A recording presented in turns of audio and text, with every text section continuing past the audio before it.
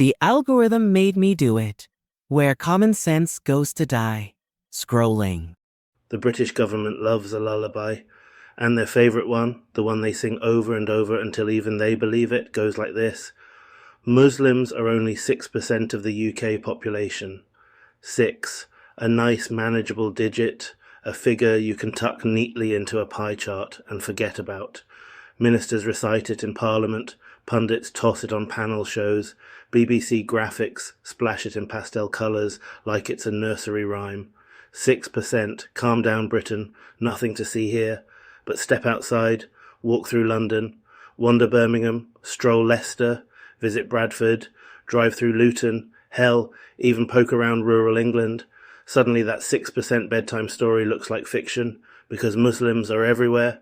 They're woven into the high streets, stitched into the schools, running the corner shops, staffing the hospitals, filling the taxis, building businesses, raising families, everywhere.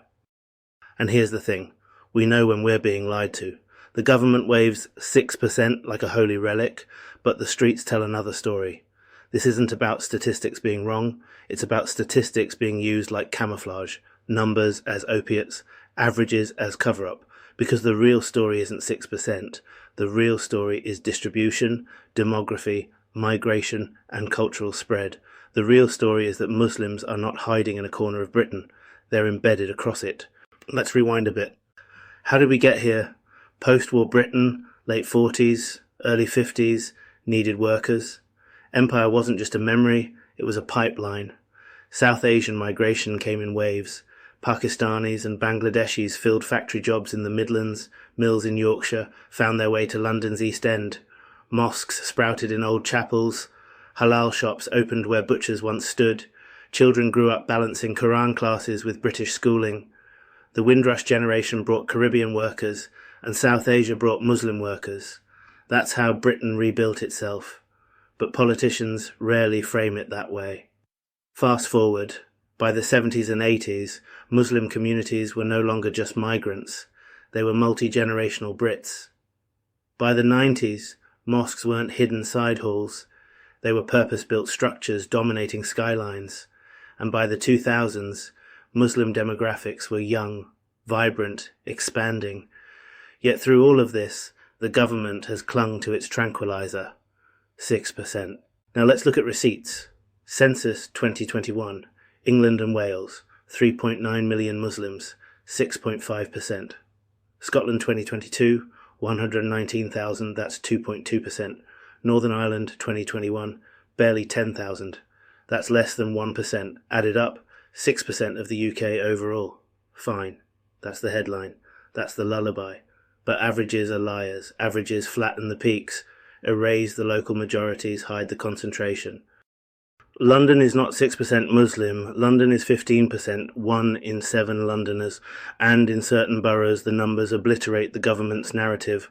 Tower Hamlets, nearly 40% Muslim, Newham, 35%, Blackburn with Darwin, also 35%, Luton, Leicester, Birmingham, Manchester, high double digits. These aren't 6% communities, these are local power bases. These are critical masses that shape politics, schools, culture, food, everything. So when Westminster tells you Muslims are 6%, what they mean is if you average Tower Hamlets with Cornwall, maybe it balances out. But who lives in the national average? Nobody. You live in your postcode. And if your postcode is Tower Hamlets or Bradford or Newham, you're not living in 6% Britain, you're living in 30, 40, 50% Britain. That's your reality. And it's not just the cities anymore. The spread has gone rural. Families move out of crowded boroughs into market towns, into villages, into the countryside. They buy houses, set up businesses, establish prayer groups. Suddenly, sleepy towns that thought Islam was something on the evening news now have mosques tucked into converted chapels and halal counters at Tesco, Muslim celebrations in local parks, Friday prayers in community halls, hijabs in the supermarket aisles. Rural England is not immune. It's evolving, but the government's spreadsheet pretends this spread doesn't exist. And then there's the demographic engine. Muslims in Britain are younger, much younger, median age 27, national average 40. That's 13 years of demographic difference. That means classrooms, playgrounds, universities, workplaces. They feel younger, more Muslim, more visibly different. A generation gap you can see with your eyes. Birth rates are higher too. Muslim families on average have more children than their non-Muslim neighbours.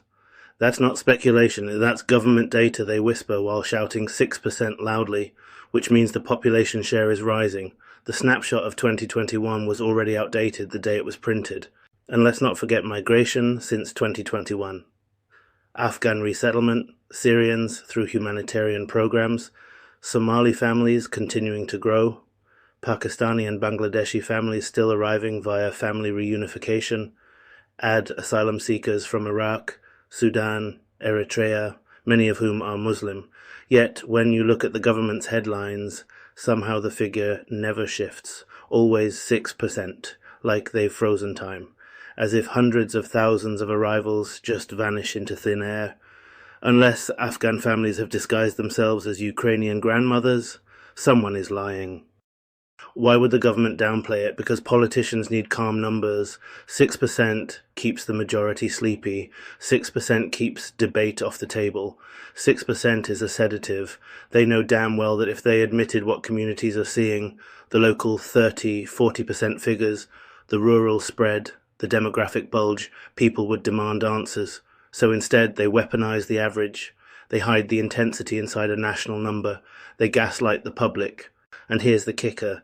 Brits already sense the mismatch. Polls show the average Brit thinks Muslims are 15 to 20% of the population, triple the official figure. Why? Because lived reality looks like that. You see hijabs on buses, halal takeaways on every other street, prayers spilling onto pavements, Islamic schools expanding, mosques dominating skylines. Your brain registers everywhere. And when the government says 6%, you think, who are you kidding? The public overshoots, the government undersells, and the truth is somewhere between, but closer to the street than the spreadsheet. Let's put this satirically. If kebab shops were census bureaus, Britain would have reported 20% Muslims years ago. If mosques handed out national statistics instead of sermons, the government's 6% would be laughed out of Friday prayers. The reality is obvious. You don't need ONS data. You can measure it in halal counters per postcode, in hijabs per classroom, in Muslim celebrations per council park. The lived data is staring you in the face. And yet the government clings to its lullaby. Why?